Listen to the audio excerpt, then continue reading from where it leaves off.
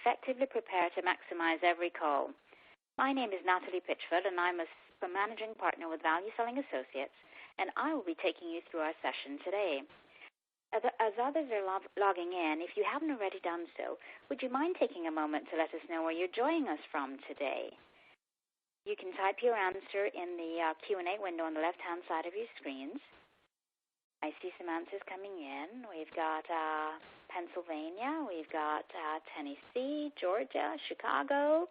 As for me, I'm physically in the Caribbean today, in the island of Jamaica, and no, I'm not on vacation. So we've got a wide cross-section. We've got San Francisco, Mexico. So thank you for your responses. We have good mornings and good afternoons, and in some cases, good evenings. Welcome again to you all. I wanted to let you know a few things before we get started. Number one, this session is being recorded and will be available on our website later today. Number two, for those of you who have joined our webinars before, you'll notice we're using a new platform. You have the option to resize any of the windows on your screen to fit your preference simply by dragging the corner. Also, you can see several icons across the bottom of your screen. If you hover over them, you'll see what additional information they provide. Also, I'll be happy to take any questions at the end of the session. So if you have them, feel free to type them in the Q&A window. If I'm not able to answer all of them at the end of the session, I will follow up with a direct reply to you. And with that, let's get started. Some of you may be familiar with Zig Ziglar, author, salesman, and motivational speaker. He's known for many inspiring quotes over the years. However, I thought this one was particularly apt to our session today. You were born to win, but to be a winner, you must plan to win, prepare to win, and expect to win. Winning isn't automatic, and a key component of it is preparation. In sales, business development, or whatever other function we work in, we've all got objectives and targets to meet. We're here to win. In sales, it may be to win the next deal, an extended contract, a new customer. As in athletics, sometimes we have sprint deals. The sales cycle is short and quick. Other times we have marathons, those long, extended cycles filled with layers of approval and bureaucracy. Regardless of the type of deal, to increase our chances of winning, we need to be prepared. Some of you may be thinking, well, do I really need to? I'm not a new kid on the block. I already know what I'm doing. I know my solutions inside out. I've never lost a deal through lack of preparation. And if I did lose a deal, it wasn't because I wasn't prepared. Sounds familiar? However, while you may think you've not lost a deal to lack of preparation, you could be leaving things on the table. You could be missing the potential for a larger opportunity or scope, or you may not be effectively positioning yourself for a longer-term contract or engagement with that prospect.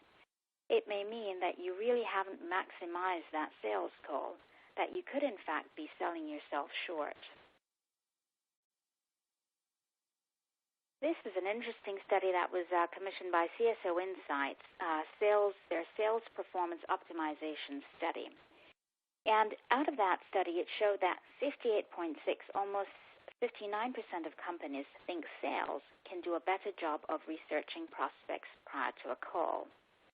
This means that almost 60% of companies are saying that sales needs to do better work on how they research their prospects prior to meeting with them. This certainly gives some context to the importance of preparation and also demonstrates that customers are taking notice. Whereas in the past, this may not have been such a big deal.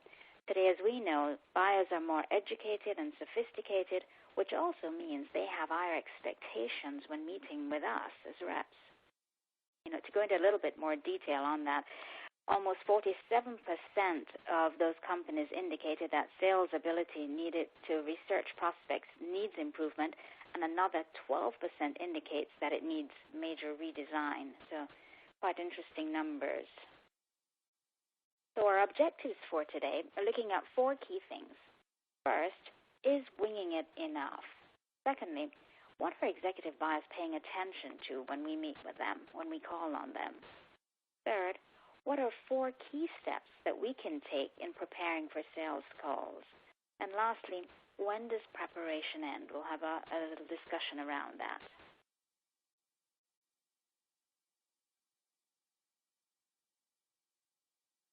So as we look at the term winging it, when we use that term, what does it really mean? It means to improvise with very little preparation. So we've all been there, most likely. You've got priorities, you're running from one thing to the next, you have back-to-back meetings. Who really has time to prepare? We've got the experience, we know our products and services, we figure we've got it covered. We'll just wing the sales calls. I'm sure we've all done it at some point. But what happens?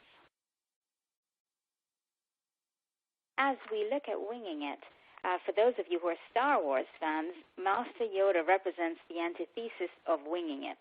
With 800 years of Jedi training under his belt, he knew a thing or two about being prepared. In fact, he believed in being very well prepared.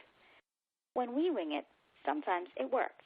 It gets us in the door, we may get that meeting, but other times we may leave wondering, did we miss something? Did that really go as well as it could have gone? There are times when winging it may just be unavoidable. However, these should be the exceptions rather than the rules. Winging it is not a plan. It's very much an approach of taking a chance and hoping for the best. And as we all know, hope is not a strategy. I recall from my days in the field, I once said to my VP of sales, I hope these are the numbers we'll get at the end of the quarter, to which he replied to me, I hope you'll still be with us at the beginning of next quarter. That was the last time I used the word context, the word hope in the context of sales. So if we look at some of the risks of winging it, what are some of the things that we may be in jeopardy of doing? One is we may be diminishing our credibility. As we mentioned before, buyers have high expectations. When you have that meeting with that executive or key contact, if you're not able to demonstrate that you know something about their business or industry and can also show that you've thought through how your solution can help them resolve an issue, you may not be seen as credible. Secondly, you may be perceived as irrelevant. In winging it, you may have the tendency to take a one-solution-fits-all approach. Well, it worked for this other company, so maybe it may work for this company that I'm going to call on, so I'm just going to use that line or that pitch. However, the company that you may be calling on today may have entirely different issues or problems, and they may not be able to identify with what you're speaking about. The other risk in winging a call is that sometimes you talk about the feature or benefit of your solution that you're most comfortable with. The danger there is if you do that, you may risk alienating that prospect as they may not have any interest in that particular feature or benefit as they don't think it applies to them. So again, you may be seen as totally irrelevant. And whereas you may have a solution that absolutely fits their need, if you're speaking about something that's irrelevant to them, you risk that conversation being shut down or even deferred due to poor timing. The third risk of winging it is leaving things on the table. This means that you may not have fully explored what is happening in that prospect's business and connect what you're selling to resolving other issues. So there may be other problems that you can solve, but because we haven't thoroughly researched what's going on, we may be leaving things on the table and not even know that opportunity may exist. Fourth, we may be passed down the chain of power and influence. So what does this mean? If we haven't shared anything with that prospect that we're meeting with that warrants them staying involved or connected to us, they may think we're only capable of solving lower-level problems, and they may pass us down the chain of power and influence in the organization. And lastly, we may be selling ourselves short and settling for mediocrity or just getting by. You may get comfortable with winging it, and because you're that comfortable, you haven't really lost anything with that customer. You've got some business coming in with that customer. You have a piece of the pie already. You've gotten comfortable. And then you think, this is the most I'll ever get out of that customer, so we stop preparing and looking for other sources or other opportunities. Someone else may come in, and they may win a larger contract with that customer, and you sit there thinking, how did that happen? What did I miss? Are there politics being played? But it's just that we've gotten very comfortable and we aren't continuously preparing and looking for other sources of opportunities. So, I'd like to hear your thoughts. So we've got a question. What percentage of executive buyers think sales reps are unprepared for the questions they ask? I'd like you to go ahead and take a moment and look at the answers and see what percentage of those executives do you think that we're unprepared for the call? You may answer the question in your Q&A box at the left. There should be 4 answers for you to see. And take a moment to go in and put a response into those answers.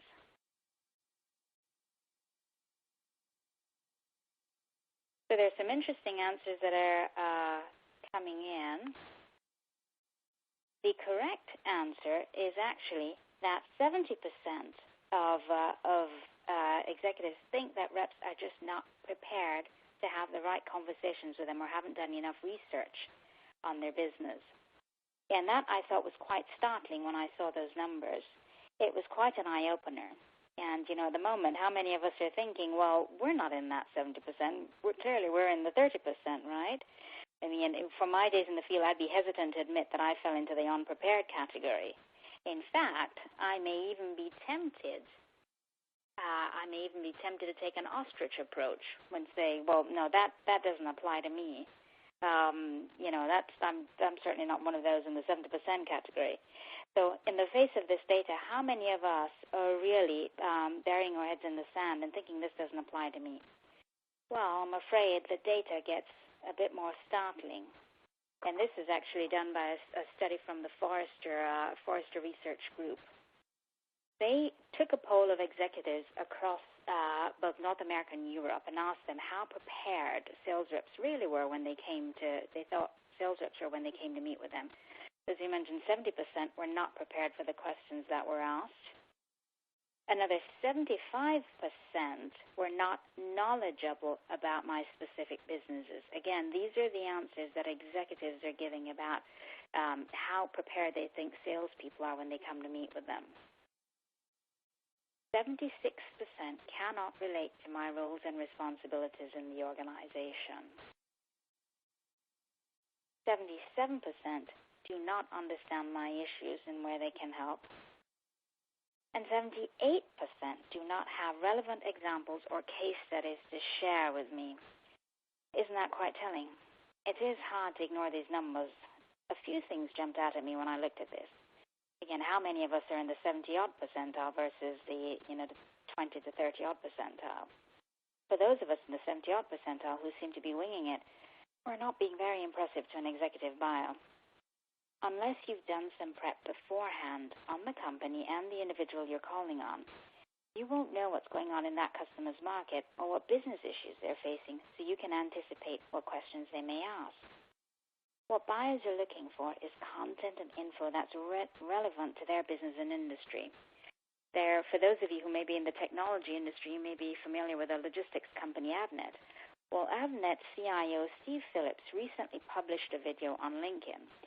And the subject of the video was how not to sell to a CIO. And it's actually quite worth watching. He mentioned in that video 3 things.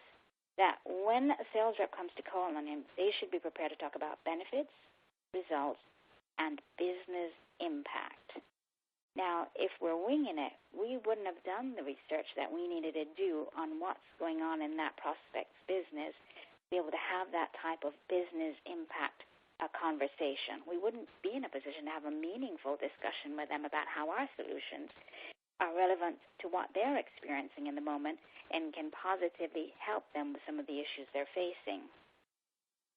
By the way, I reference executive buyers, but the issue of preparedness applies to whomever you're calling on. If you're prepared ahead of time, you increase the likelihood of maximizing that call, whomever you're calling on. So we've seen what some of the effects can be when we wing it. How do we prepare? What's our plan for preparing at the end of the day? And not a plan that's going to be cumbersome. We want to look at a plan that we can actually use, that's going to fit into our busy days, and one that won't be a hindrance. We're going to look at 4 things that we can do to be adequately prepared for the calls.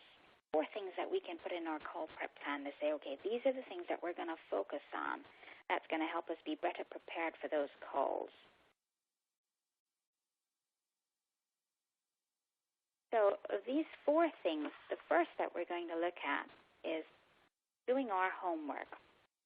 how do we effectively do some quick background search on the organization and the individual that we're calling on? Secondly, be relevant to our prospect. How can we ensure that when we're engaging with that prospect in that call, that we're actually having a relevant discussion with that prospect? Thirdly, identify what you don't know, and I'll go into a bit more detail on that in a moment. And fourth, have an ask for the next steps. So as we look at the first step on the background, what we want to do is do a quick background search on what's happening with that company. So if I'm going to meet with XYZ Corporation, what's their business? What are their key objectives?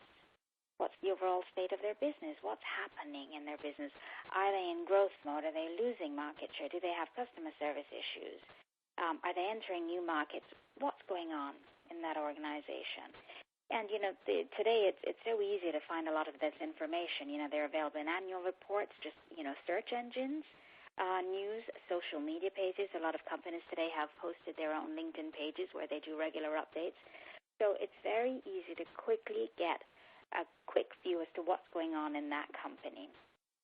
Next, what's happening in the industry, in the market that they're in? Are they, is that particular industry, if they're in the pharmaceutical industry, for example, are they facing any regulatory issues that might impact how they go about business, how they sell? Are there new customer requirements? What does the competitive landscape look like? And again, this information is fairly easy to find. If, for example, that we know that we're able to research what our prospects' competitors are doing, then we may be in a position to actually share and add value to the meeting with that customer. Could one of their competitors be leapfrogging your prospect in terms of technology? How can you help? So you are then much more prepared to go in and have a meaningful discussion with with that prospect. And sometimes you may even have your prospect replying to say, "Gosh, I didn't know you guys did that. I didn't know you were in that business." So it really does pay to do that bit of research on what's happening in that company's industry and in that company in general.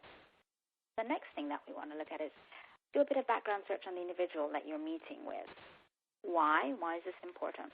Well, one of value selling's fundamental principles of selling is that people buy from people at the end of the day. So one of the first things you have to do is establish a rapport with that individual.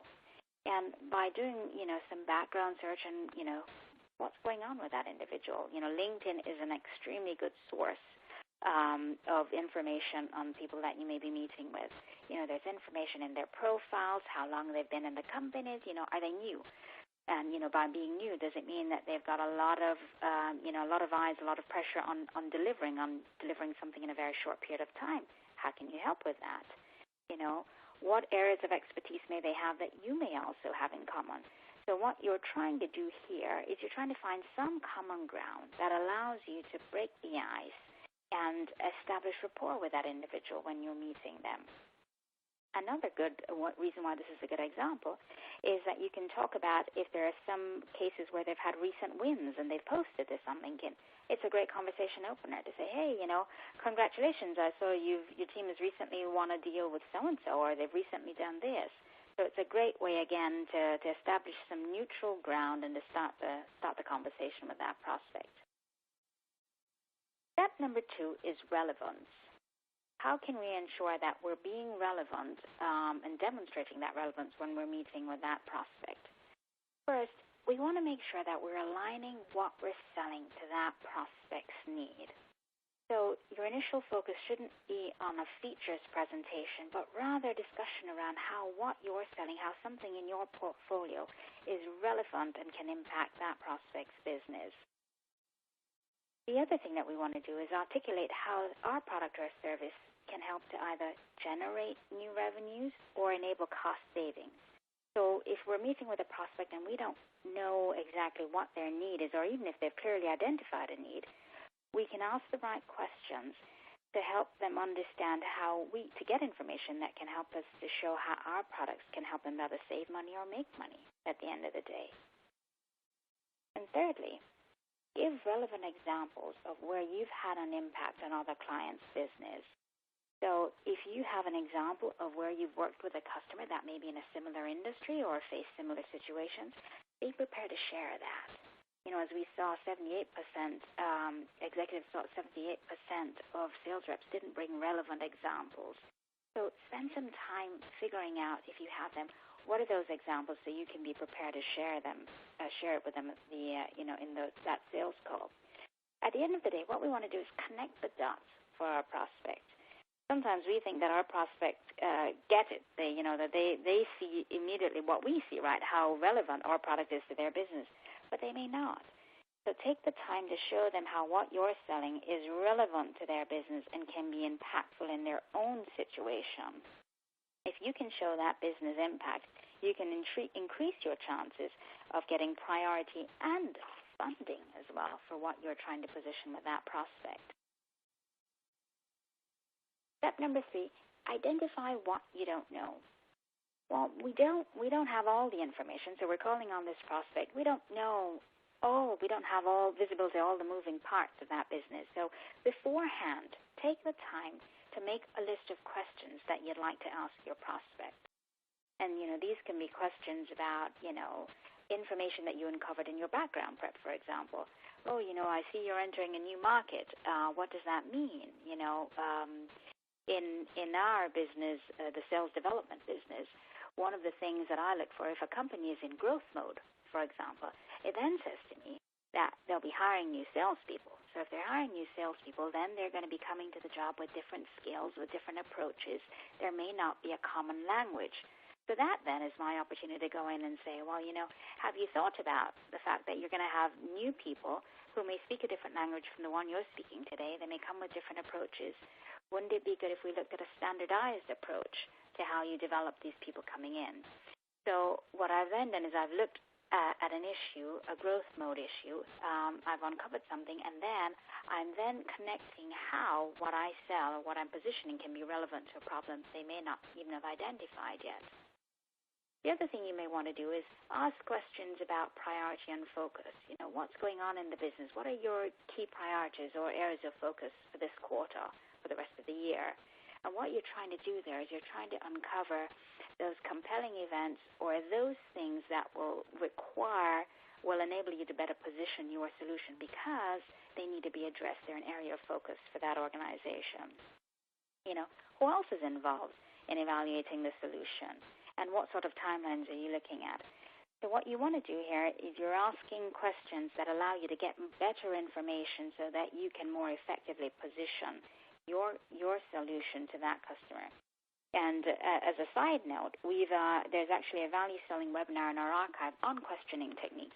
So if you need to get further information how to ask those right questions, open probe questions, feel free to visit our webinar on questioning techniques. And the other thing that you want to do is you want to be able to anticipate what questions may be asked of you. So, we may have had situations where we've gone into a meeting and, the companies we're working with have made an announcement or they've done something, and we may not have been fully in the know, and you sort of get caught off guard when the prospect says to you, so, I see you've done this, or so, I've seen you've just recently put out a bond issue. Be prepared for what questions your customers or your prospects may want to ask you. And the last step that we want to look at is that of having an ask. So what do I mean by having an ask? Have something that you want to ask of that contact or that prospect to help you to continue to develop that opportunity. So, for example, apologies for that. For example, ask for something that will allow you to move the opportunity forward. So, for example, the date of the next meeting, a connection to others who may be involved in the process. What's the next milestone? What's the next thing that you need to see, Mr. Customer, in order for us to take this discussion to the next level? So ensure that you're prepared with something that you want to ask so that you can continue to develop and move that opportunity forward. So we've looked at these 4 steps, and one of the things that I've found is if you can incorporate these 4 steps into what you do, a tool that you use on a daily basis, if you use some sort of a, productivity tool, productivity application, a checklist, if you can incorporate those 4 steps into what you're using that works for you and just make it part and parcel of what you do every day, it goes a long way to simplifying that preparation process. So I've just put up on the screen here, this is a tool that I use. It's just an action management software. And pretty much what I do is I have my 4 steps: background, relevance, what I don't know, my ask for the next steps. I've got them documented. And for each customer, if this customer's name is ready to close prep, I go in, and in background, I quickly type in, okay, what's the background information I found out about them? I quickly type in also what questions I want to ask them. What are my asks for next steps? And this doesn't take me more than a few minutes to do. And the point I'm trying to get at is if whatever tool you use, whether it be Post-it notes or an organizer, whatever you're doing, if you then build in these 4 steps into that tool and just do them on a regular basis, they come as second nature. And they really won't take a lot of time. You'll be surprised at how quickly you can prep for that next sales calls. So I'm not sure the first poll came through. We're going to try this again. We've got another poll, another question that we'd like to ask on where does preparation end? So if we think about it, when does it end? Does it end with that first contact? Does it end when we know all the key players? Where does it end? Oh, it doesn't seem as if that poll is coming through, so I'll just speak about it as we go through.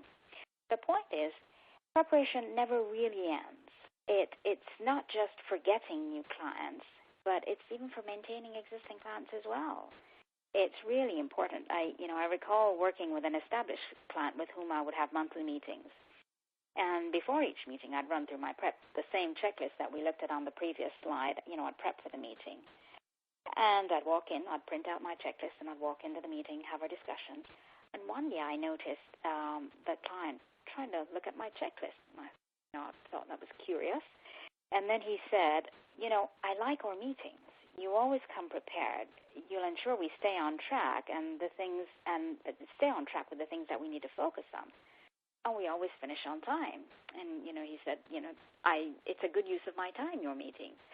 And I obviously had to try to not let my jaw hang open for too long, because I didn't really think that he was noticing that I came in, I was using, I was prepared, I was going through, I just didn't think he noticed.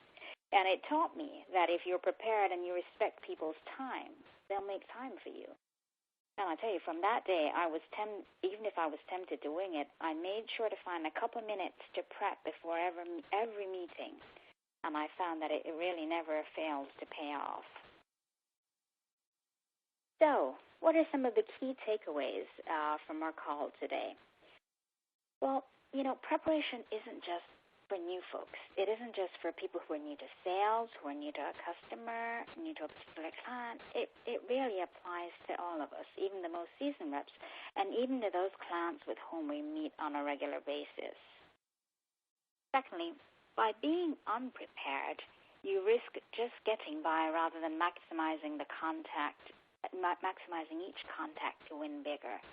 So, you may not be in a position to have visibility to some of the things that are going on in their business just because you haven't taken the time to look or taken the time to ask the right questions. So you may be locking yourself out of other potential opportunities or, the opportunity to expand the scope within a client if you're not prepared.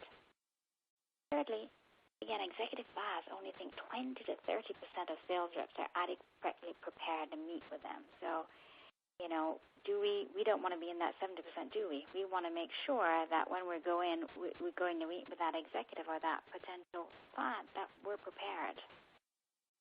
We looked at 4 key steps for preparing for calls. And again, these are intended to be simple things that you do. Some of this you may already be doing today. But we're just saying, okay, apply it with consistency. Take those few minutes before you go into that meeting and do it. Do the background. Just take a quick look at what's going on with that company, what's going on with that individual that you're meeting. Have they posted anything on LinkedIn recent that may be of interest or something that you can connect with? Be relevant to that prospect. Make sure that what you're speaking about is relevant to their business. Identify what you don't know. So again, if you are prepared to ask the right questions, then you may get some answers that might give you visibility to other opportunities you may not even have been thinking about or had visibility to. And fourthly, have an ask. Have an ask of how you want to take the opportunity forward, of what to do next to take the opportunity forward. Does it mean engaging with someone else in their organization? Does it mean, there are certain things that they have to see from us before we move forward? Be prepared to find out what needs to happen from that prospect's perspective in order to take that opportunity forward. And lastly, have a routine or a tool that you will use. It's no good having a fancy tool that you won't use. At the end of the day, find something that works for you and put those 4 steps, plug those 4 steps into it. Build them into it. Build them into your routine. So again, it becomes second nature. You don't even think about it. You just do it by habit. And that will go a far way in making the whole preparation process a lot simpler and a lot easier. So, one of the greatest advocates of preparation is Sir Winston Churchill. And he was prepared for the big things and even the little things. So most of us think of impromptu remarks as just being exactly that, impromptu, but not Churchill. He was known as to be saying, I'm just preparing for my impromptu remarks. So outside of your scheduled meeting, let's take a leaf from Churchill. You never know when the opportunity will present itself to have a discussion with a prospect. You may want to be prepared for those impromptu remarks by having your own little 60-second introduction ready to go. In the value selling world, we call this a credibility introduction, but be prepared. Be prepared to have that 60-minute introduction. Be prepared to have that impromptu encounter and maximize every opportunity to position yourself and your company when you encounter a potential client. So with that, in preparing for this webinar today, I also, in my step number 4, I have an ask of you. I'd like you to think about, as you prepare for your next meeting or your next call, find one thing from your prospect's LinkedIn profile. You're meeting with, VP of sales, whoever you're meeting with. Find one prospect, go to their LinkedIn profile, and find one thing from their profile that you can use to break the ice when you meet.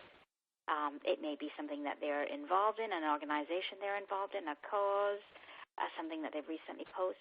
But just take the time to just find one thing that you can have a rapport with them about. Secondly, do a search on the company that you're meeting with. Just, go into Google or whatever, do a news search and find out what's going on with that organization. Identify one business issue that you can help them address with your solution.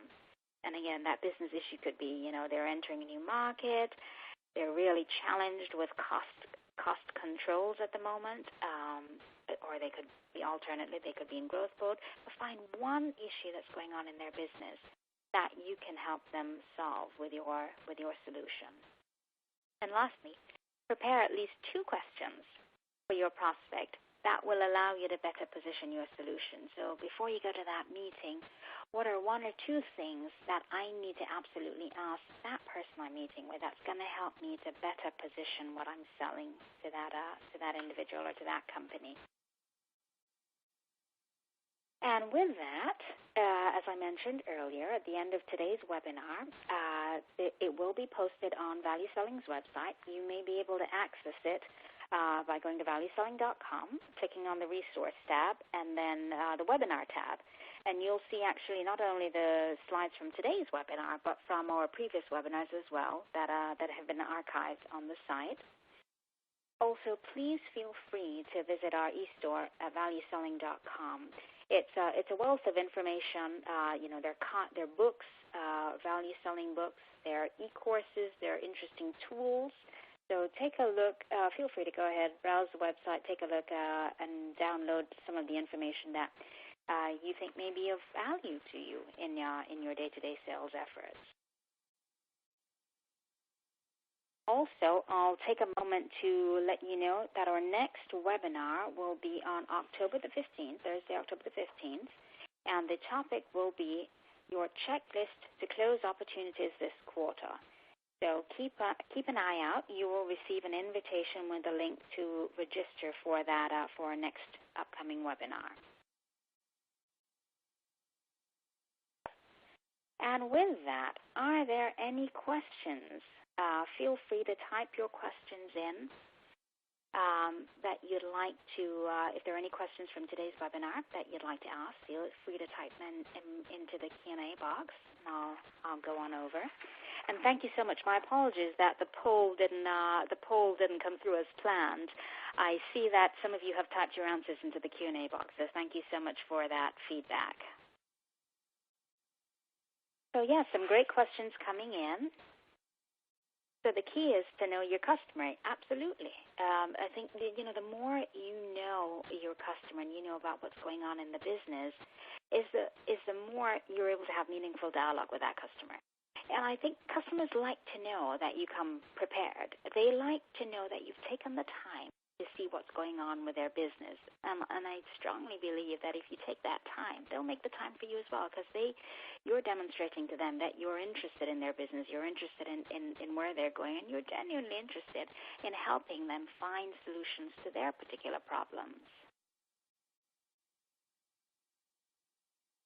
So another question is, hi, I see we used to work with the same company in the past. Is that a good icebreaker? Absolutely.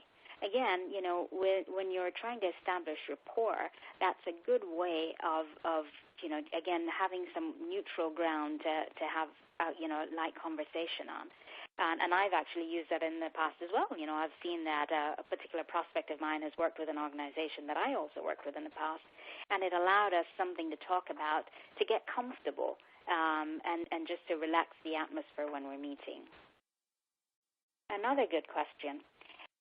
Don't you find that preparation is time-consuming? Where do you fit it into an already packed day? Really great question. I think as we've looked at in this presentation, it doesn't have to be as time-consuming or take as much time as you think. If you focus on those 4 steps that we talked about today and do them routinely, in no time they just become part and parcel of what you do, and you'll develop mastery in doing it very quickly. And, at the end of the day, it does pay off to have that preparation. So the other way to look at it is, as we looked at the data of what executive buyers think of sales preparedness, is can we afford not to be prepared for that next sales call? So with that, again, thank you so much for your time and for your comments and questions this afternoon. It was a pleasure. And please, we look forward to you joining our next webinar. Thank you again, and have a good rest of the morning or the afternoon or the evening, wherever you are.